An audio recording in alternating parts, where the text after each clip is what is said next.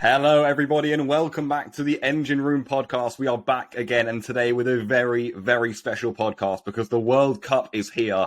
And in today's episode, we're going to be previewing it all. We've got BUGA with us. Say hello, my friend. What's going on, people? ¿Cómo están? I want to apologize to you guys. I fell asleep at the start, and we're like recording 30 minutes late. So that's what happens. And my voice is ill, so hopefully, I don't know. Somebody says it sounds more manly, but I don't know.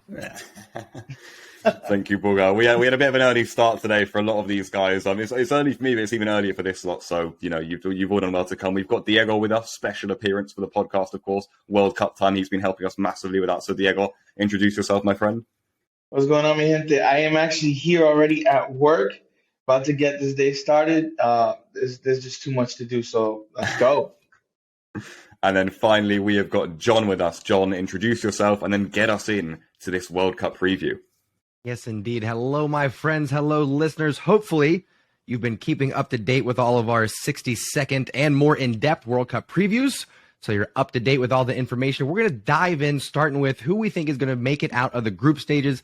Some of these are going to be a little bit straightforward. We'll breeze by them. Some of these are going to cause some debate. We'll have to stop. We'll have to give our arguments, and we'll see what we're looking at going into the World Cup. So, Pablo, I'm going to pitch it back to you, actually. Yeah. Starting with Group A. Give us who's making it through, and we'll get some reactions going. Okay. I've actually got maybe my most controversial pick actually is in Group A. So you start with a bit of a bomb there. I do think Netherlands are going to come top. It's the generic answer, but I honestly do. I think they're a lot stronger than the other three teams in the group. But for second place, I've gone for Qatar. I just think Qatar, one, are better than some people think, actually, with their results in the past few years. Two, I'm not sure about Senegal. I know people are saying because Mane, it's all going to collapse. I don't necessarily think that's true, but I don't know. I'm just not sure about them. I'm not massively convinced yet.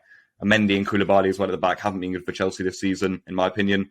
Then you've got Ecuador. I know, Diego, you said they were going to be a surprise of Group A, so I'm interested to hear what you say about that. But I've gone for Qatar, basically. I think that they're the home nation. And that's kind of my big surprise in this whole tournament tree. So you've come to it first, but I don't know. I just think home nation, they'll want to put up a bit of a surprise here. And let's see what happens in Qatar, because I think some stuff could go down here, and I think Qatar could squeeze through. Diego, is he wrong? Listen, I don't want to say you're wrong, but you're wrong. No. Originally, I actually had Ecuador and Senegal. And yes, I agree with Pablo. The Sadio Mane being injured, I don't think Senegal are gonna just collapse. But I do think that it's gonna hurt them enough to fall a little bit, right? That attacking power is obviously too big to just not think about. So I think it'll eventually be Netherlands and Ecuador. Ooh. Netherlands and Ecuador. Okay. Wow. BUGA. Can you set us straight? What's going to be happening here in Group A? We have some nonsense going on right now. I don't think Pablo is that crazy. You're on the Qatar train. Yeah, because first, I think Netherlands are through. Like, Van Gaal has revolutionized this team. They haven't lost in 15 games. It's insane. I do think I started saying Senegal because of the world-class players and all of that. But I think, honestly, I was buying more into the fact of their players rather than the fact of, I don't know, what they are as a team. But Mane, like they all said, I think it's going to, his injury is going to affect them just that extra. So that if they're in a 2-2 game, they don't score the 3-2. That sort of things. And at the end of the day, that's worth 3 points. So I think Ecuador rises a little bit up. But I've been hearing more of people, and it's like, look, I don't wanna put that little spice of corruption or whatever. But Qatar haven't made their World Cup to go out in the group stage. Yeah, they haven't, right? And it's like I'm not saying it. I'm not saying because of money. I'm not saying because of that. I'm saying it because of, like, for instance, what happened in Russia. We all thought that Russia were gonna go out of the group, and I don't know, just disappear like that, and it galvanizes you to the point where your player runs that extra little mile. He doesn't care about that yellow card, those little things, and yeah, I don't think it's that audacious, regardless. And I want to say, I think Ecuador I think it all depends on that first game. Who wins Qatar tomorrow? Who wins Qatar or Ecuador? I think that changes. I have a little fact for you guys. A little fact that I actually just did a video on. The host nation has never lost the opening game since it started in 2006. So, just that. Diego dropping the knowledge on us. I'll say this. I am actually also on the Qatar train. I think Ecuador will surprise us, but I think they're going to do it in a way that actually hurts Senegal the most and Qatar go through. And then I will echo some of what BUGA played. I think Qatar will have some added motivation, but there is definitely going to be at least an attempt to influence the results. Let's call that out. There's a lot of money in play here. They bought the World Cup. Okay, let's just call that out right off the bat. It's already spoiled. They already bought it. It shouldn't be there in the first place. Why stop now? Why stop now? Human beings can be corrupted. All right, money influences. So just look out for that. I got Qatar going in number 2 behind Netherlands. Wow, I thought over 200 billion for nothing. Yeah, get them. I thought I was being outrageous by putting Qatar number 2, and now everyone is agreeing. What's happened? We're all drinking the Kool-Aid, Pablo. We're all on the crazy train. So what are our predictions? Let's do it quickly. Like at the end, let's all say blah blah blah. So it sounds like everybody's got Netherlands and Qatar, except Diego's thinking Netherlands and Ecuador on this. No, I got Netherlands and Ecuador, but you're also Ecuador. Okay. Yeah. Wow. Yeah, but it's that I think Qatar is like. I wouldn't be surprised if Senegal finished bottom, honestly. Yeah. Okay. All right. I thought that one was going to be a little bit more straightforward. I thought we were going to breeze by Group A, but okay. Now on to perhaps maybe our most interesting conversation. There you go. Group B. We've got England, USA, Wales, Iran. BUGA, why don't you take this one first, since you're maybe unbiased in this? Look, England have a lot of troubles. They have plenty of troubles. We did our preview. We've checked it out with the legend, Samtai. It was a very good chat. Very, very interesting chat. And yeah, they have a lot of troubles, but they're going to go through first. Like, I cannot see a world where they don't. It's too much firepower. At the end of the day, perhaps it's more of a it's Iran, their first game, they're going to be tough to break down. USA are very expansive, naive at times. They're entertaining, they play, but they're naive. And I think Wales will be their most difficult game of the group. So I'm going to go England first. I'm going to go with the guys that I just mentioned. I'm going to go with Wales second. I think Wales are more of a team that people actually giving credit for. I think at the end of the day that a little bit extra experience or where they are in their development and having a player like Gareth Bale are things that I cannot say about the USA. And Iran, I also would like to give them a little bit of credit. I think Iran, at the end of the day, they're going to lose. But every game they're going to be playing is going to be like a 1-0 indifference or something like that. I think people are believing that they're going to blast through them, but I don't think that's going to be the case. Diego, what do you think, buddy? I actually agree with a lot of what BUGA said, to be honest with you. England, like you said, have their problems, but it's just too much firepower. That talent alone can get them out of this group stage. No disrespect to Group B, but obviously England's attack is just, their names alone, right, can get them out of this group. The U.S., to me, I think they're one World Cup too early. There's a lot of question marks. Just like BUGA said, they're naive. Young talent, by all means, but I just don't think I have a lot of question marks when it comes to Berhalter and what he's playing at, what the team are playing at. It's not consolidated yet, at least I feel like. So I just don't see the U.S. winning all these games, right? Iran as well. I think they're good. They have certain stigma about them that everyone, like BUGA said, believes that it's just going to be nothing. But that's because there's a lot of unknowns. A lot of people haven't realistically watched them, and I just think that they're better than what a lot of people think. Wales, I think, also have enough enough names, enough talent to get them by as well. So I have to agree with BUGA and England, Wales. All right, that makes sense. If you don't mind, I'm going to jump in before Pablo gives his thoughts here. Because I hear you guys that, America is perhaps a bit young, a bit naive, outmatched in terms of the firepower, particularly against England. And it reminds me of a story that takes me all the way back to 1776 when we were right there. I got John with the story. I got John with the story. Let's all get around the what do you call it? The fire. Campfire. The campfire. Let's get around the campfire. I'm going to tell you all a story back in 1776 of another group of young Americans who were perhaps a little naive, a little outmatched. No, folks, let me rein in. Let me rein in my patriotism here. I'm nervous for this one. Okay, if I can be objective here, I'm nervous for this one. Haven't played well going into this World Cup. If you're looking at USA's last few matches, particularly in the attack, struggling to put balls in the back of the net. This is going to be.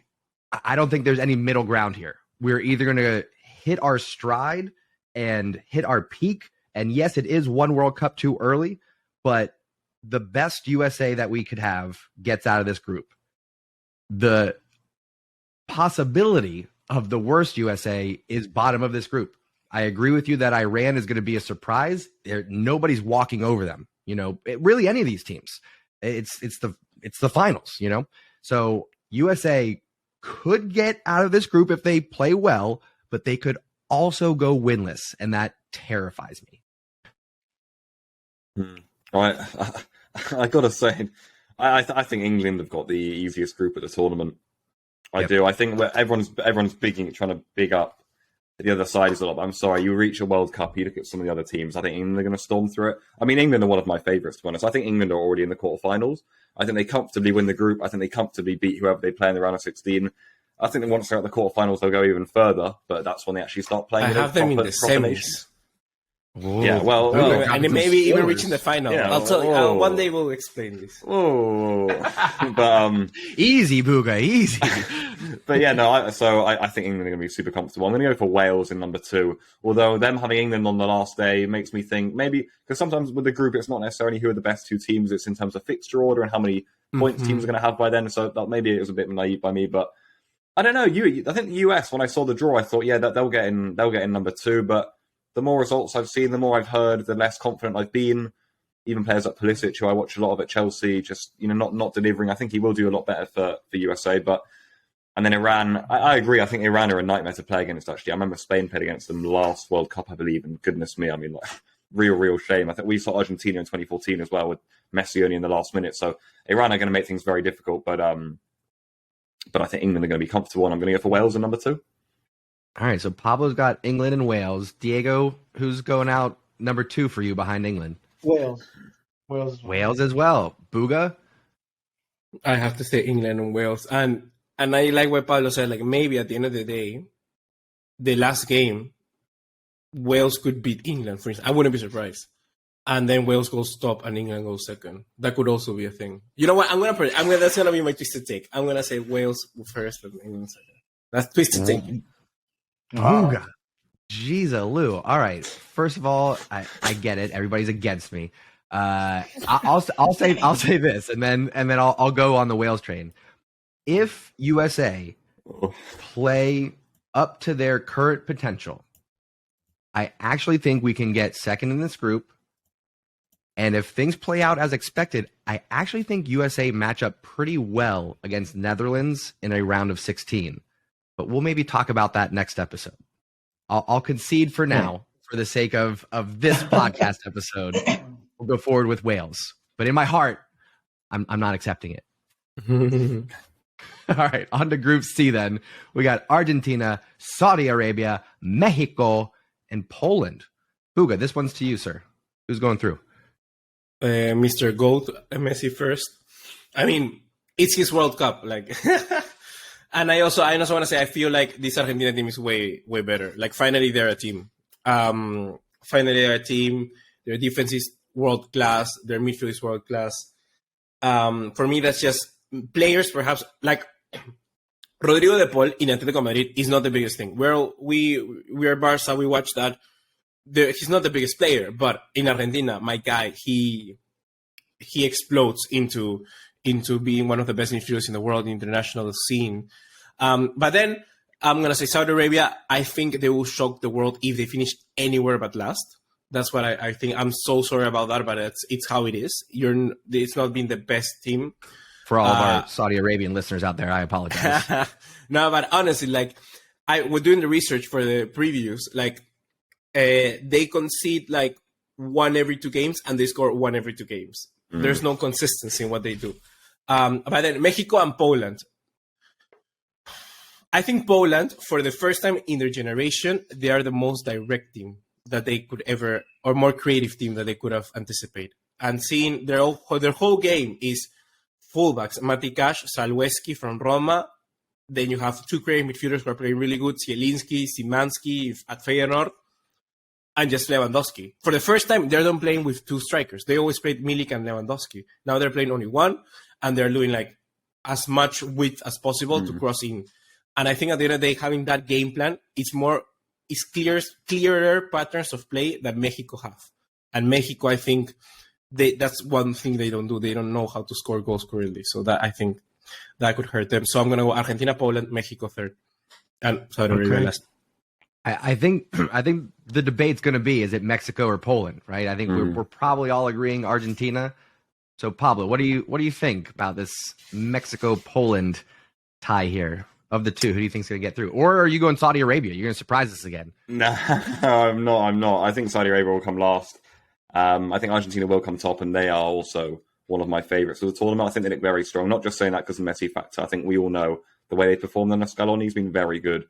Mexico or Poland, I would have actually always gone Mexico, but when I was doing my research for them, they've had a lot of problems with the coach, especially Tata Martino, is just not liked at all there in Mexico, which I was like, okay, that's actually the case. And that's always why it's interesting to research these things. And I looked at their squad, and they had a few players like Raul Jimenez, who hasn't been firing for Wolves, and even Lozano on the wing, and they haven't got Corona. I think he's injured now. So I don't know. I'm going to go for Poland, basically. Lewandowski's on hot form, and I think Bulgar's right. I think their team's getting better, so I'm going to go Argentina and Poland. All right. Diego, your thoughts? Listen, straight to it. Argentina and Poland as well. Argentina on a 36-game unbeaten streak. You can't just knock that. They're actually, to me, the most informed team going into this tournament. Then, as mentioned already, Mexico have their own problems, right? Tecatito out through injury, which to me is their most creative player, most, I guess, surprising player, their X factor. Now, Raul Jimenez also, he hasn't scored a non-penalty goal with Mexico in over a year. So the problem with Mexico is, where are the goals going to come from, right? Right now, only Chucky Lozano. But Chucky Lozano is also very erratic when it comes to his goal-scoring form. He can create plays and whatnot, but who's going to finish them, right? If he doesn't finish them, who's going to finish them? So I just don't think Mexico have enough to go through Argentina and Poland. Saudi Arabia, yeah, I can agree with that order that you guys gave: Argentina, Poland, Mexico, Saudi Arabia. Yeah.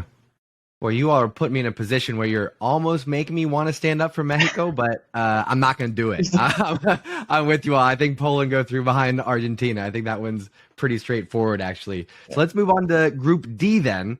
We got France, Australia, Denmark, and Tunisia. Pablo, this one goes to you. Who's getting through?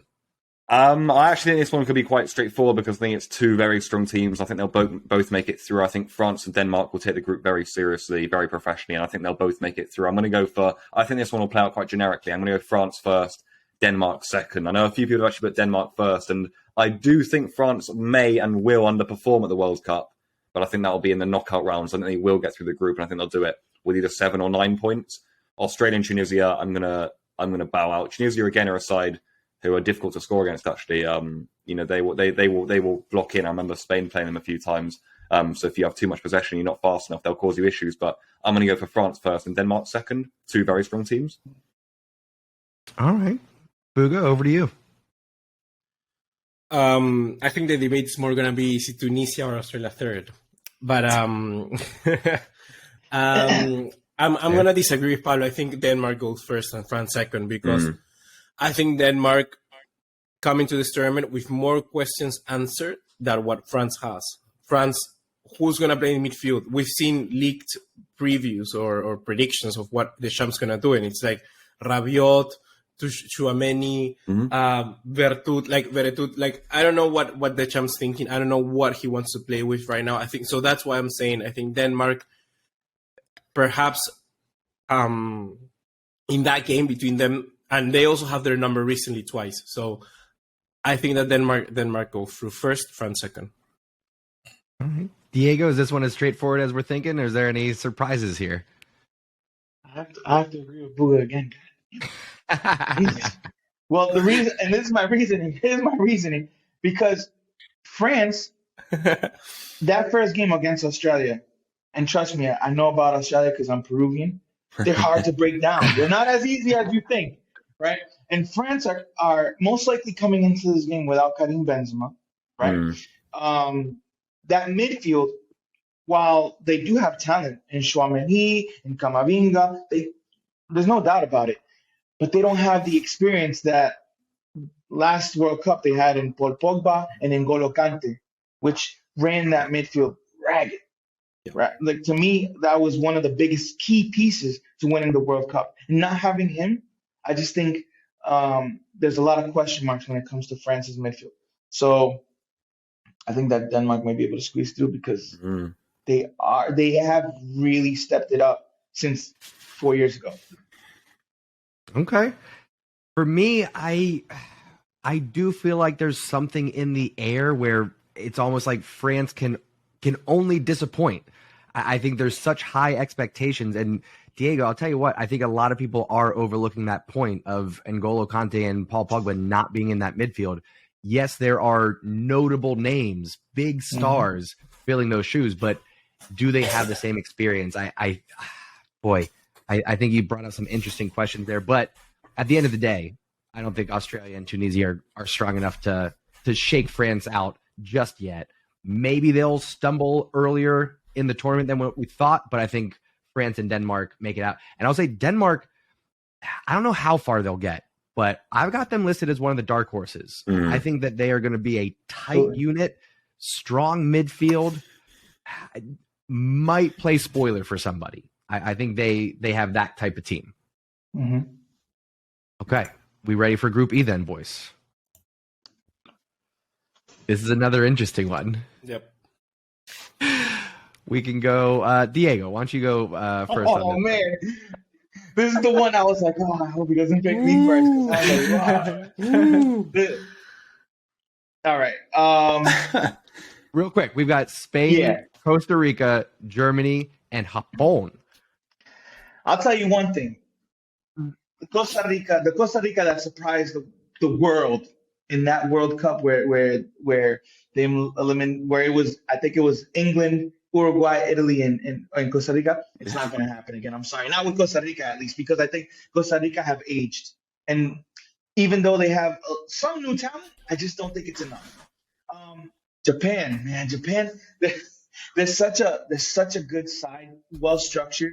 But I just still think that Spain and Germany, the names, the talent factor, they can squeeze through this group. However, I just don't know who's better right now, because I feel like Germany have been hit or miss, right? They're going through their own. I don't know. I think the young talent that they're bringing in, which I think is great. I just think that they're still learning. And Spain, I feel like are missing a number 9. I just think that that's one thing. Now, however, we've seen them play without a number 9 and do incredible. And I just need to see. I think I need to see one game of how these young stars with Ansu Fati, Pedri, Gavi, how they're gonna perform on the biggest stage. But I think Spain and Germany are my 1 and 2. I just don't know in which order, to be honest with you. Yeah, you're saying some names, putting a smile on my face there. Pablo, let's go over to you. I know you're quite familiar with the Spanish national team. Talk to us about your predictions for Group E here. Yeah, in my opinion, it's the group of death. I think it's the best group in the tournament. I think it's where we're going to see the best games and maybe the most drama, actually. I just think it's the strongest group for sure.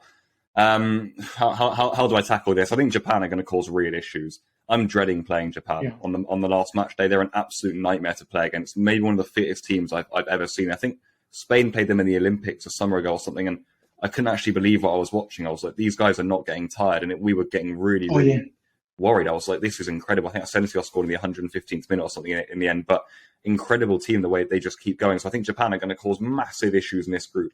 Germany, I agree, are quite hit and miss under Flick, actually. I massively rate Flick as a coach, by the way. I love the Germany team as well. I think they're filled with some brilliant players, and I actually think they're going to top the group. I think they are going to be strong enough, Germany, but I just think they've been a bit hit or miss, which makes people doubt a bit. But I think Germany are going to top this group just. Spain, I've got a lot to say on Spain. I think Spain maybe are collectively the best team in the tournament. I think as a team, Spain might be the best team. I think what Luis Enrique has done with the Spanish national team, in my opinion, has been a total revolution, and it's been immense. I think that the collective feel Spain have got about them right now, I think, is maybe the strongest at the tournament. No individuals, everyone for each other. I think the style of football, the way we play, is so clear. The idea is so embedded into those players that I think it makes us a real force in the tournament. But I think Spain have got problems. Match day 1 against Costa Rica, I don't think Spain will be fully warmed up, and Costa Rica will set up a block, which Spain hate. Match day 2 against Germany, if Spain haven't beaten Costa Rica, makes a real problem for Spain, maybe having to beat Germany, which they don't want to be in a position to do. And then match day 3 against a tireless Japan. So I think Spain are actually coming through this tournament in a really good spot collectively, but fixture-wise in the setup of the tournament in a really dangerous place. So that's why I think Spain might only hobble through with like 2 draws and 1 win maybe. That's why I put them second and Germany first. But like I said, I think Japan are going to cause real issues, and I think this group is going to be immense. Okay, well said, Pablo. BUGA, give us your thoughts on Group E, sir. I have Spain going really far. And I honestly, because I want to see more of Luis Enrique streaming. Shout out to the guy. He's doing an amazing job. I don't know who tuned in yesterday, but that was a good watch. I want to say, yeah, I think Spain and Germany go through. I think like Pablo said, Japan is going to cause real trouble. Honestly, Japan could get a draw here or there that could mess things up. Could perhaps decide between Spain and Germany who go first, who go second.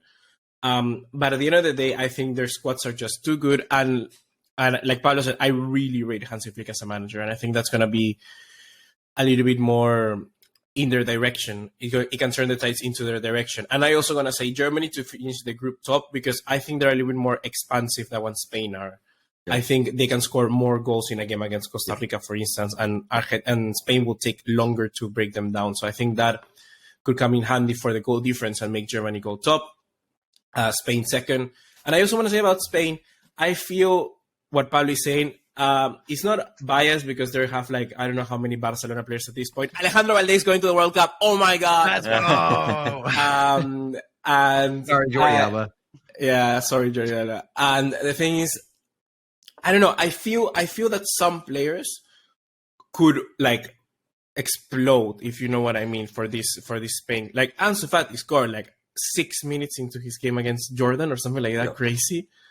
Ferran Torres, I always rate him with the Spanish national team, and even others like of a Marco Llorente, stuff like that. I feel that could come in handy. So yeah, I'm gonna say Germany first, Spain second, and I think actually that goes in favor of Spain because the draws later for Spain could be favorable. Yeah. I'm just sitting here thinking, this is kind of digressing from our point here, but I'm kind of sitting here thinking that Spain and Germany are the favorites, and we are essentially looking at Barcelona versus Bayern Munich, but different management and just enough different personnel that I think Spain do actually top this group. I think I'm going back and forth on this one. I had this one marked as going back and forth. I played out the table both ways. I'll go Spain top. I'll go Spain top for, I think, Pablo's arguments, the collective unit, these youngsters coming together with a lot to prove, you know? And I think, again, particularly the players for Barcelona who are emerging in their professional careers, this is a huge stage for them. I think they answer the call. Names like Gavi, Pedri, Ansu Fati. And then you got guys like Rodri who have been holding it down for Man City in the midfield. So I think I do like Spain. I like Spain a lot in this tournament. So I'll go Spain 1, Germany 2 for Group E. Group F then. We got Belgium, Canada, Morocco, and Croatia. If you guys don't mind, I'm actually going to jump on this one because for the last 2-3 years, I've been consistently surprised by Canada. And so I have to give them a shout as a dark horse for getting out of this group. I think Croatia and Belgium, for me, both have the possibility of slipping up. Belgium, because I feel like they're always underperforming. And Croatia, because it's a question of, do they still have it in some of those veteran legs, particularly through the midfield? I don't see a lot of world breakers on Croatia right now. Their strength is through Modric and the players surrounding him. World-class talent, don't get me wrong. But Canada is young, hungry, fiery. They've got a great coach that has this team together. I know that's kind of the theme that we're all pulling here, is these teams that are working together as a unit. And I think Canada is one of those teams. So I don't know if it'll be Belgium or Croatia that don't make it through, but I've actually got Canada knocking one of them out. Oh. Who's got a reaction? I'm going to jump in. I got to say, what you say is also not that crazy, but I think the one thing that will cost Canada, similar to what cost Peru, for instance, last World Cup, because it's similar in a way. Two teams that haven't been in the World Cup for ages, and that gives you a little bit of a motivation to come in. But at the end of the day, you end up being a little bit more naive. You end up a little bit thinking more about how you should play and whatnot, and forget sometimes that at a World Cup, you need to be compact, you need to be close, you need to be also lucky, and you need to be able to what you say, close down your team as much as possible, and sometimes that hurts you. So I think Canada also are going to surprise a few. I wouldn't be surprised, like you're saying, that Belgium or Croatia go out. I do feel one of them. I don't think it's as clear as day that Belgium goes through. That's one thing I gotta say. I don't think it's as clear as day. I think De Bruyne though will be good enough to carry this team through this group stage. That's the one thing I can say. But I don't think it's as clear as day. One day everything goes bad, a red card or something, and it won't be as clear. I'm gonna have Belgium. Regardless of what I say, I'm gonna have Belgium first, and I'm gonna have Morocco second. I think that Morocco have a good team. They have a good squad. They have made the right changes to be able to put a player like Hakim Ziyech back into the team as Rawi. The one thing is that like the changes on the manager are way too fast, way too quick. I think it's between Morocco and Croatia, and I'm just gonna lean to Morocco because for me, I have a special place in them. This is more of the heart rather than of the head. So I'm gonna go just Morocco for that. All right, I think if we don't let Diego counter, he's going to jump through the screen here. So go ahead, Diego. No. I don't even. I'm shaking my head, and it's not even because I'm countering. It's because I'm agreeing with him, and I'm like, God, oh no, not again! Ooh. Yeah, because, again. So all right, with Belgium, I start off with Belgium. Yeah, they have a lot of problems. They do have a lot of problems, or they're inconsistent. They don't. With the names and the talent that they have, they should be doing a lot better, right? They should be steamrolling many sides, but they don't, right? However, this is their golden generation. Let's be honest. This is like the best that they've had in a long time, and I think talent-wise, names, it can get through the group stage. However, yes, I also like Morocco a lot. I think that they've improved plenty. I think they're a team that's now. Formation wise, the way that they set up it's finally compact. They're finally a team that knows exactly how they're set up, and they can cause some damage. And the reason why I don't have Croatia there is just because I think, as you mentioned earlier, Croatia is an aging team, and yes, they have stars, they still have names, but I just think those names are getting a little older. And with the season and everything that's going on, the schedule being so tight, I think that may affect some of them. Okay. Pablo, are they on to something, or is there maybe something in the water down in Peru that we're not getting? I hope that's the last time we agree.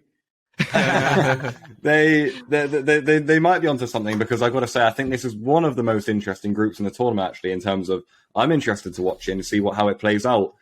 I don't think Belgium are very strong at all right now. I really don't. However, I'm going down a similar route for the route that I went down with the France route, where I don't think they're going to do anything in the tournament, but I do think they're going to top the group. I think Belgium are very, very good in tournament group stages, very strong. So I'm going to go for Belgium in number 1, and I'm going to go for Croatia in number 2. So I've gone for the generic picks in both those again, kind of like I did for France and Denmark, I know, but I think that's the way it's going to pan out. Canada and Morocco, I think Canada in particular, I know we can see a big surprise from them. Morocco, you guys made some good points on them. They are looking stronger. I did my preview on Morocco, and they are looking good. They've only recently changed the coach, though, so we've got to wait and see how that pans out. But I'm going to go for the generic options because I think Croatia are really experienced in midfield. Modric, Kovacic, for me, is a brilliant, wonderful footballer, by the way, in midfield. And I am going to go for the generic ones because I think in the group stage, often the generic happens. So I'm going to go Belgium and Croatia. I think that's going to happen.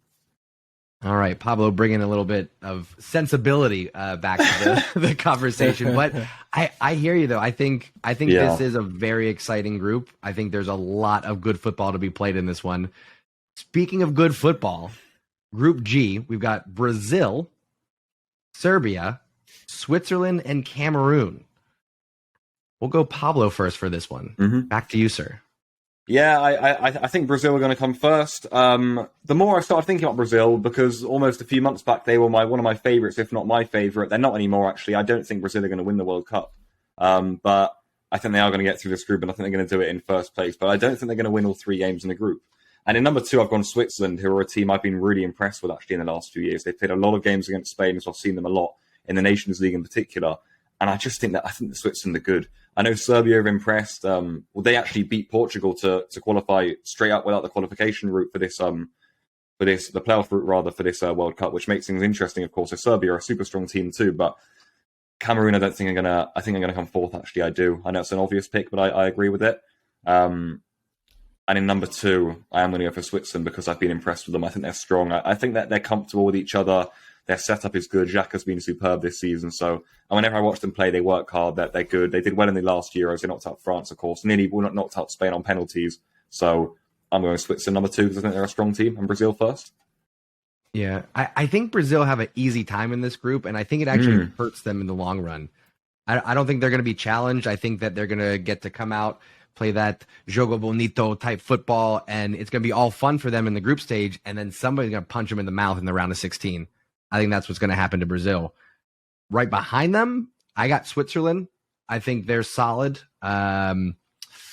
Serbia with Vlahovic up top, they've got a puncher's chance. It's interesting, but I'm pretty much sold on Brazil, Switzerland for this one. BUGA, what are your thoughts? I don't know who's going to sucker punch Brazil in the round of 16 according to you, but it's Uruguay or Portugal, and neither are sucker punching Brazil. Put a pin in that one. I want to circle back.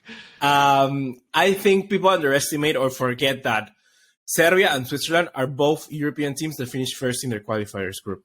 People forget about Serbia beat Italy, right? No, Serbia, Portugal, Switzerland. Yeah, Italy. Serbia, Portugal, and Switzerland, Italy. People forget about that. These teams could have been, I don't know, put Portugal here and put Croatia here. The group suddenly looks way stronger, but it's simply just the name of the teams that people underestimate.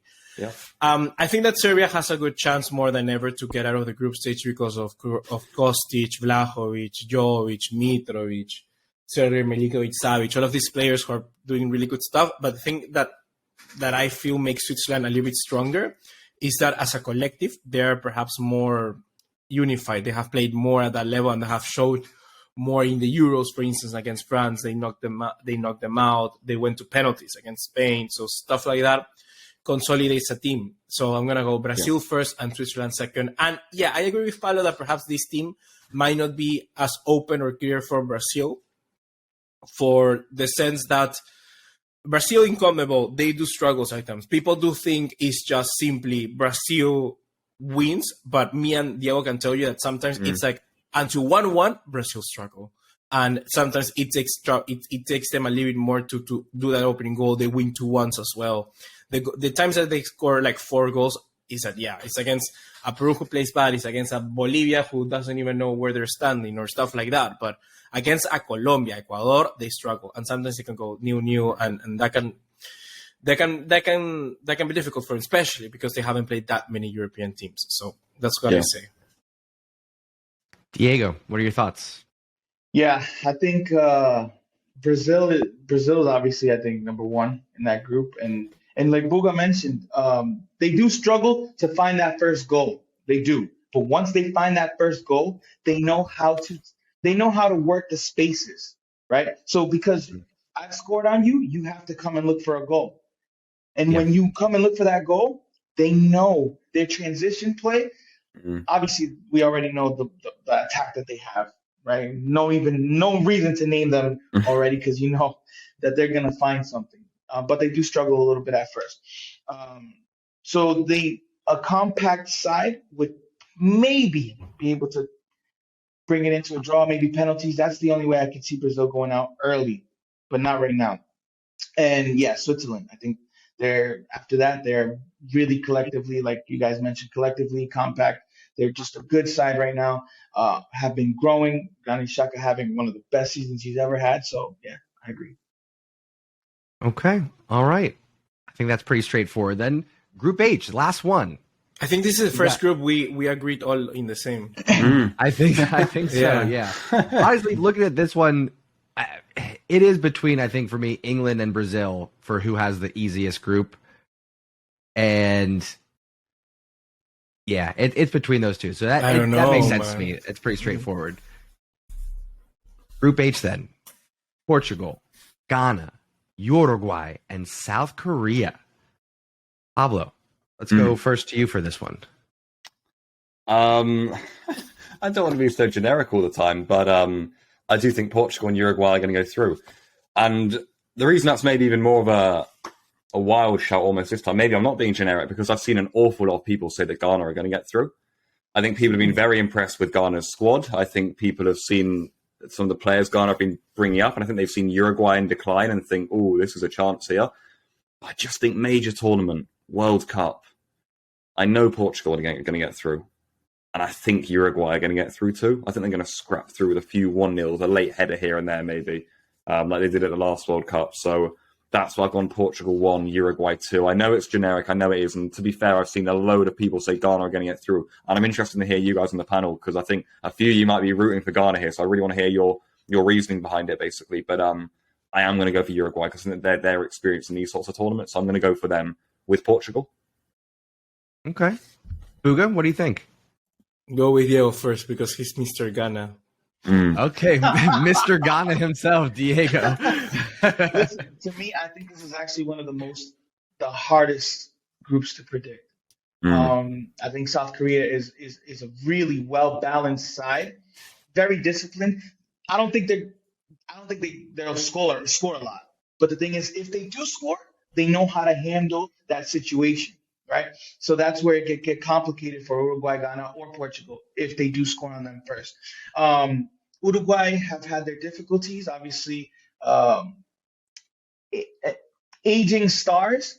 However, some young emerging stars, especially in that midfield, Federico Valverde, Betancourt, Darwin Núñez, they're coming in hot at this point. So that gives them a bit of an edge to me. Ghana, I really like. You guys already mentioned the names, but I really, really am digging what they're doing. Really like how as a collective unit they've come together under their coach. In Portugal, I think they have stars as well. Obviously, Bernardo Silva, Bruno Fernandes. They have a good unit as well, but I think that there's just a lot going on behind the scenes in Portugal right now. And because of all that, I think there's some distraction. And because of that, I think that Uruguay and Ghana go through. Wow. Oh. Wow. Okay. Wow, damn. Ugo, are you ready? I'm never gonna be ready for that. But the one thing that, once again, why the hell are we Diego agreeing all the time? Is that if Ghana goes through, I think it's going to be more to the cost of Portugal than Uruguay. I think that's where people get it wrong. I think people get it wrong. Uruguay, Diego can agree with me here. Again, Uruguay, when Diego Alonso took over, different team.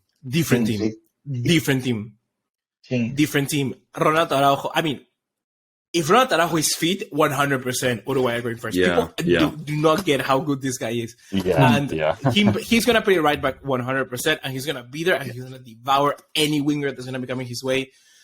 I think in a game against South Korea, Ghana, that's where I give perhaps Uruguay more chances or more. I trust them more to get a result than I do a Portugal. And I think that a Ghana can, for instance, like Diego said, get a draw, get a 2-2 draw, get a last minute goal, something like that against a Portugal, and that could surprise a few. But with that being said, I have Uruguay going first and I have Portugal going second, because at the end of the day, I think there's no way I don't look at this squad of Portugal and go like, how the hell are you going to drop in the group stage? Like, Portugal actually do have probably, I do think has one of the strongest 11 in the tournament. Like, they have a proper player on every single position. Brazil don't have a left back, for instance. I can say that. France, they don't have a right back. Argentina, they don't have a right back. I can say stuff like that. But Portugal, I think they have a player on every single position. And that makes them difficult to argue against. We'll see in a little bit. Yeah, this is a fun group for me. I mean, South Korea, I think, are the least likely to get through. But with Heung-min Son up there, he's got magic in those boots. Yeah. All it takes is one. I think, Pablo, you mentioned, if South Korea can get an early lead, play some compact defense, they can play spoilers there. So I don't think they make it out of the group, but I think they take points from somebody. Ghana gives me nightmares. As an American, 2006, 2010. Finally, I believe in 2014, we got over that hump. But it has taught me to never discount Ghana, never count out Ghana. With that said, I'm going to count out Ghana.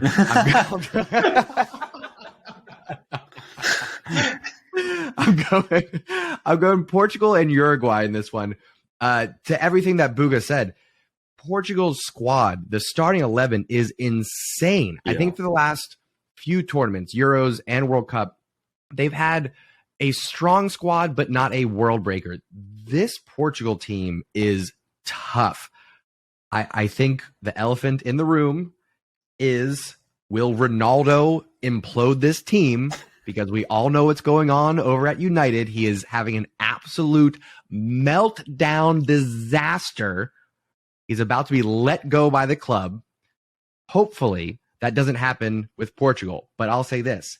If Portugal struggle in the first match, if they drop points in the first match, I don't think they turn it around. I think they continue to spiral and things go downhill. But I don't think that happens. I think Portugal have a strong tournament. I think they get through. I think Uruguay will be right behind them.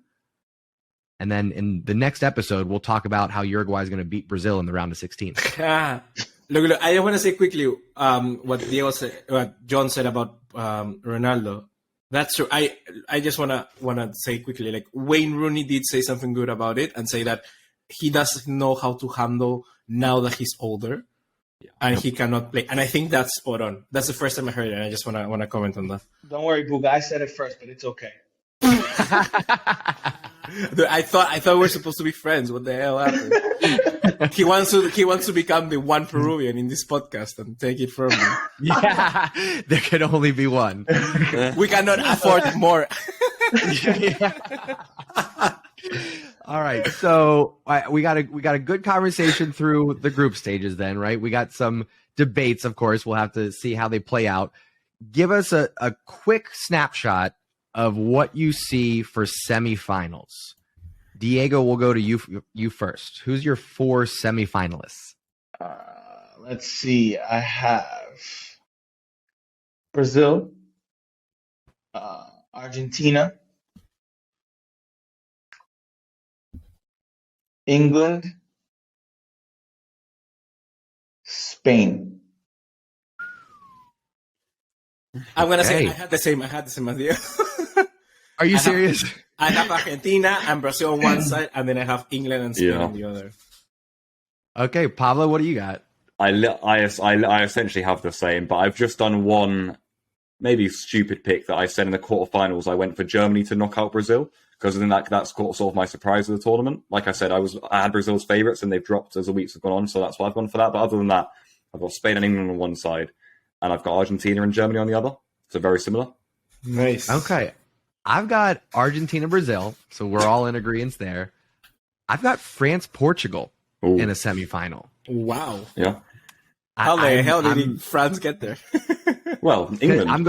I'm going France top of their group. They beat Mexico. They beat England. Yeah. And then they got Portugal in the semifinal. Yep.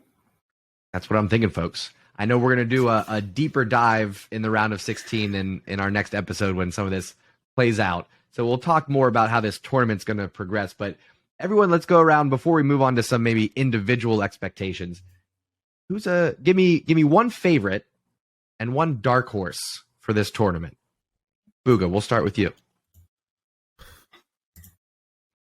Dude, I want to say Argentina favorite. Like, you know what? Not because like, look, this is what I was saying. I think that if Argentina and Brazil meet in a final, I think Brazil wins that final. But I think Argentina are more favorites because of the Messi factor. Like, more people are putting that as the cover for the entire tournament, and there's no way that Argentina cannot be favorites. I'm gonna go Argentina and dark horse. Look, I don't think this is a wild guess, but I think people don't think Spain can win the World Cup. But I wouldn't be surprised if Spain plays those 7 matches that Luis Enrique says. Like, I think that's a dark horse because people, I think, around the world will be like, what? Pedri, what? Andrew Fati, what? Yeah. Spain? And I'm going to say, if not Denmark. But I do think that people don't give Spain enough credit. Yeah. Okay. Sound picks. Pablo, what do you think? Yeah, I'm almost identical to BUGA. I've gone, my favorites are Argentina. It's hard to pick one favorite, but I am going to go for Argentina. And when I've done my bracket, I've put them to win. I think they're going to be really strong in Qatar. I think it suits them, the tournament. So I'm going to go for Argentina as my favourites. Of course, the Messi factor's there, but it's almost, it's almost the reason they've done so well is almost the opposite of the Messi factor. It's not so much on Messi anymore, is it? It's the team is so good now. The unbeaten run is so good. Of course, he's the main man. They'll never be able to get away from that. But I don't know, the structure is there, and they've proven out the Copa America win. So I'm going Argentina as my favourites. Like I said, hard to pick one, but I'm going for them. It has been England.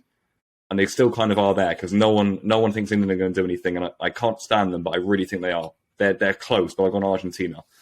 And my dark horse is, this is such a cop-out, and I will maybe pick another one, but Spain were the ones I wanted to mention just because, and you guys have kind of contradicted it, but I was going to say, how many people have Spain to reach even the quarterfinals? You guys have got them all in the semis, so now that's kind of like... That's because we're so well informed on this podcast, Pablo.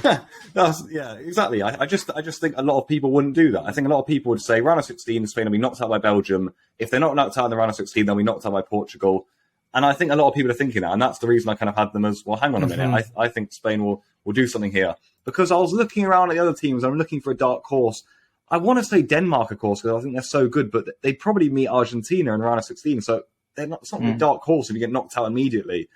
And then other than that, Croatia might be able to do something, but again, I think they will be up against Germany or Spain. So I'm struggling for a dark horse. Maybe Qatar. Wow. Because I'm really struggling for a dark horse. But as a bigger pick, I go Spain. But because you guys have all got them in the semis, that feels like a real cop out.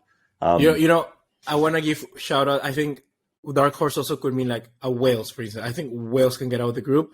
Yeah. And if Wales gets Netherlands, I think Wales can beat Netherlands. And I think they could get to quarterfinals. People will be like, wow. They will be like the Costa Rica when they get there, or Netherlands as well. I think Netherlands, look, I wouldn't go wow if Netherlands beat Argentina in the quarters. I wouldn't be surprised. Good one. God, I would be heartbroken if that happened. Just heartbroken, yes, but I wouldn't be like, wow. Yeah. Can't see Messi leaving the quarterfinals. We can't have that. No. Diego, give us a dark horse and a favorite. Favorites, I mean, I think Argentina as well, honestly. Argentina or maybe even Brazil, but Argentina more for me, at least, too. Dark horse, Switzerland. Oh, good one. Okay. I like that pick. I good do. One. Yeah. Good one. Yeah. I'll continue on the train of favorites with Argentina. I think all of our hearts are speaking louder than our minds, perhaps. But they are one of the top teams in the tournament, unbeaten in how many now? 30-something matches, 36. Right? Yeah. 36. Thank you, Diego. Absolutely. So a good run. I gotta hope that they continue that on. Dark horses. Initially, honestly, I'm looking at Group H with Portugal and Uruguay. I think both can surprise. I think whoever gets top of that group, I think makes a good run. I'll say Germany. I don't think enough people are talking about Germany, and they play so well in these tournaments. Thomas Muller just rains goals at the World Cup. I don't understand it.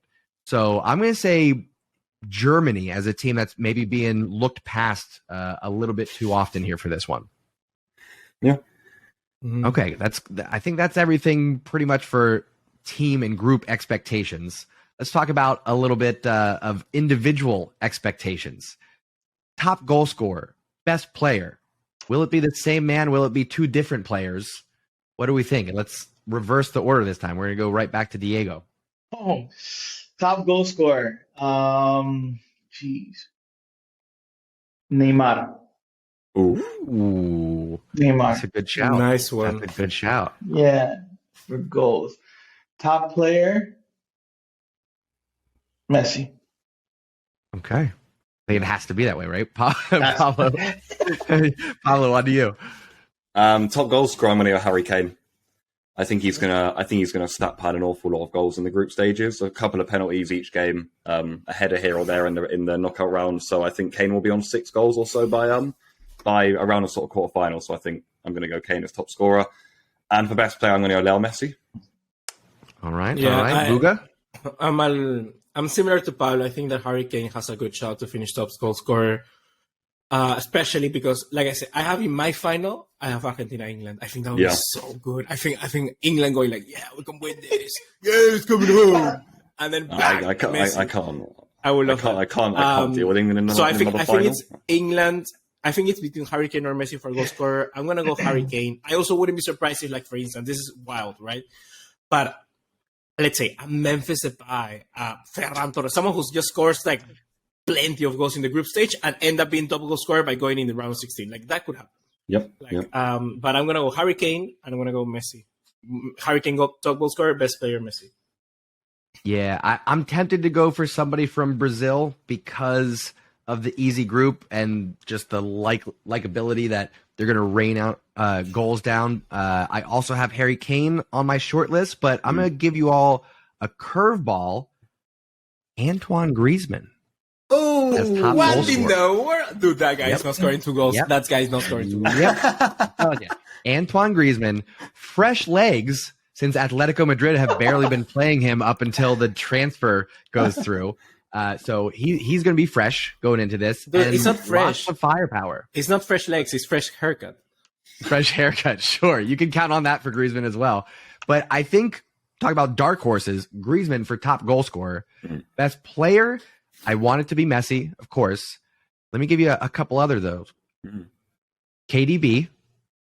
And then I got 2 that I'm thinking of for Portugal. Bruno Fernandes and Bernardo Silva. I think both are ready to just come in and light up the world stage. You're People really be into saying Portugal. Ronaldo who? You're really into Portugal. I'm surprised.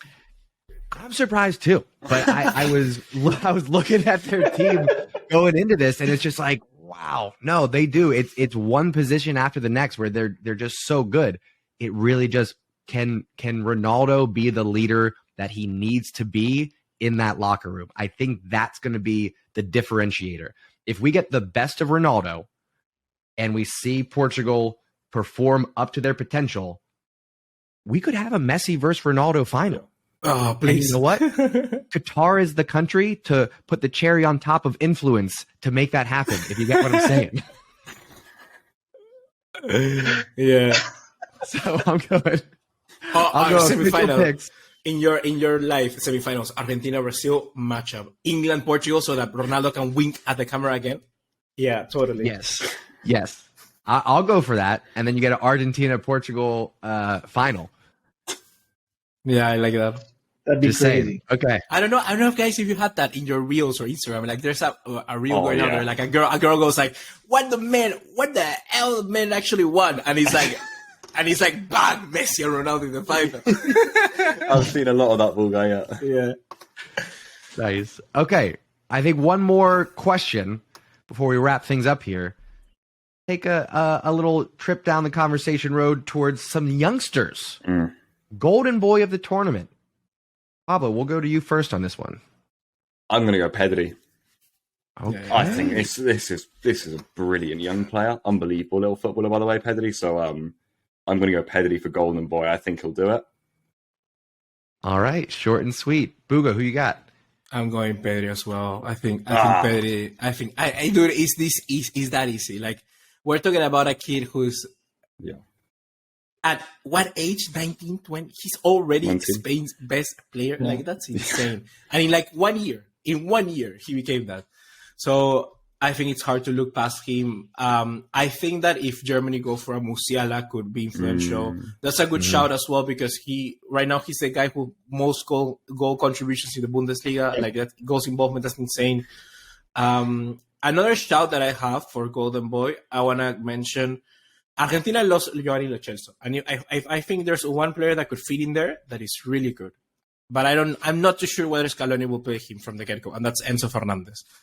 I think Enzo Fernandez is very good, but I'm not too sure whether Scaloni will put him right in there, like let's say the replacement. So I'm going to go Pedri. Okay, all right. Diego, who you got? I got to go with Pedri too. And I mean, it's pretty obvious because he's already a starter for Spain, right? So he's going to get a good amount of time to show his worth on the big stage. So that's why.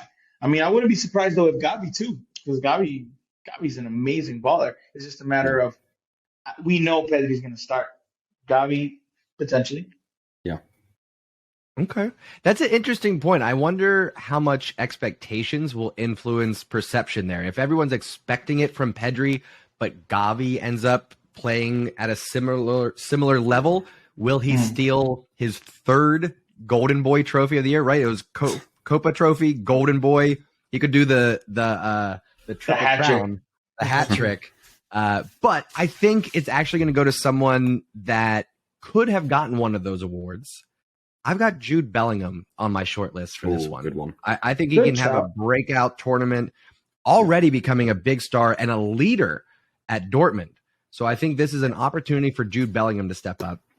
But if I could just put on my red, white, and blue stripes again for just a moment, Brendan Aronson of Leeds United. What? Sorry, you can laugh. You can laugh. I love Brendan Aronson. I love this game. You can laugh, Buga, but if USA play up to their potential, right? Yeah. Brendan Aronson's going to be a big part of that. He's got that traditional American spirit where it's about grinding it out. It's about hustling. It's about chasing down the loose balls. He's scrappy, and he's going to get some ugly goals in this tournament. I think that his engine is noticeable, and he's a player that stands out on the pitch. So I think he's going to get some eyeballs. And if USA have a good tournament, I'd put him on my short list. Good shout. I think quickly, I just want to ask. There's one more award that they give out, and that's a goalkeeper. Who would keep clean sheets here? Like, I have no idea. I think this World Cup will be one of the most hectic ones. Like, Russia was very cagey, but I think this one will be more hectic than that. Don Unai Simon. No, I'm joking. No. Hey, you watch. Think about it, because I have no idea who could be goalkeeper. I think maybe like a Alisson or a people underestimate how good Brazil are defensively. People underestimate that. So I'm gonna go Alisson too, just because of that. Yeah. I think they can get it done. To be fair, what they'll often do is they will just often give it to the goalkeeper of who wins, though. No, because Courtois was the best. Or no. Yeah, I think it was Courtois. No, it was Donnarumma, no, in the Euros. I was in the World Cup. I was in the World Cup, yeah. What is Manuel Neuer's status going into this? Is he going to be playing, or is it going to be Ter Stegen? Neuer. I think Neuer. It's going to be Neuer, but... Yeah. I thought I saw that he had maybe picked up an injury or something. I didn't know how serious it was. Boy, that is a tough one. Mm-hmm. I almost want to go with England maybe getting the most clean sheets. Am I crazy for thinking that? No. No, they have Maguire. Maguire is the best player in the world. Of course they're going to keep clean sheets. Right? Nobody's dribbling past Maguire. No. I think they're going to keep a lot of clean sheets. They play some horrible football, so I think they're going to bank in and... I just imagine Pablo in a pub in England while everyone around him is celebrating and going crazy, and he's just sitting on a bench holding his pint quietly, just shaking his head like, I can't believe I'm watching this happen as England lift the World Cup trophy. For the England games, I'm not going to the pub. I'm staying in my room. Oh. Sobbing. It's coming home. It's coming home. Dude, but if in the semifinals are England Spain, oh god, interesting. Gee, I'll have an asthma attack. I won't be able to cope. Diego, you have thoughts on goalkeeper of the tournament, or who's going to get the most clean sheets? No, I think Alisson too. I think that group is set for Brazil, and I think defensively they're pretty sound, even though they have some players that are aging and they're in their back line. But I just think that they're going to start with Marquinhos and Militao, and I think that's a solid center back pairing. Yeah. Mm-hmm. Okay.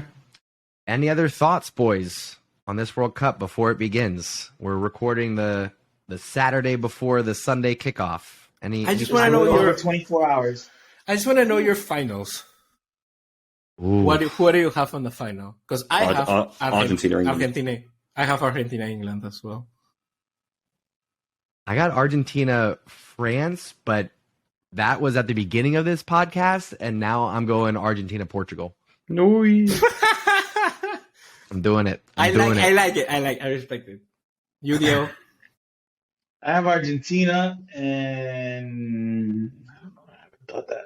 The other side has got me, giving me too many question marks. But I'd like to see Spain. España. Mm-hmm. I think Argentina, Spain would be equally as good because you have that Messi faces against his teammates or whatever. And Luis Enrique already said he wouldn't be mad if Argentina won. So. Yeah. I would be mad. Of course you would be mad. You'd be mad? Come on. Wait. If we play them in the final, yeah. Oh man, if England beats Argentina in the final, Pablo, scale of 1 to 10, are you jumping off a bridge?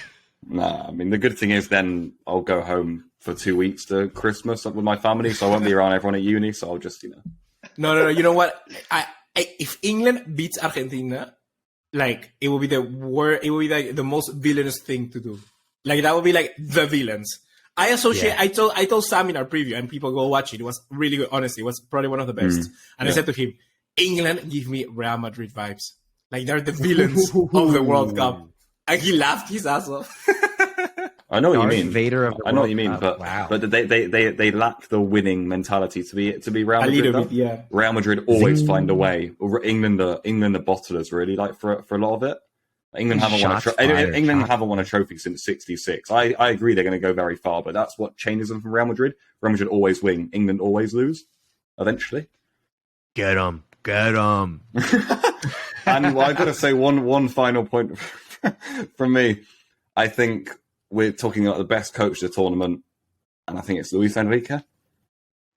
Okay, I'm not going to disagree with that. Me too. I think the guy with the streaming, dude, that guy is going to go places, and I honestly respect that because the one thing that he gives to others that perhaps other teams don't is transparency, and that is what I like. He's just like a dad managing his son's football team, and that's what I like about it. I think honestly they could also give it to someone like Scaloni, especially he breaks that record of Italy.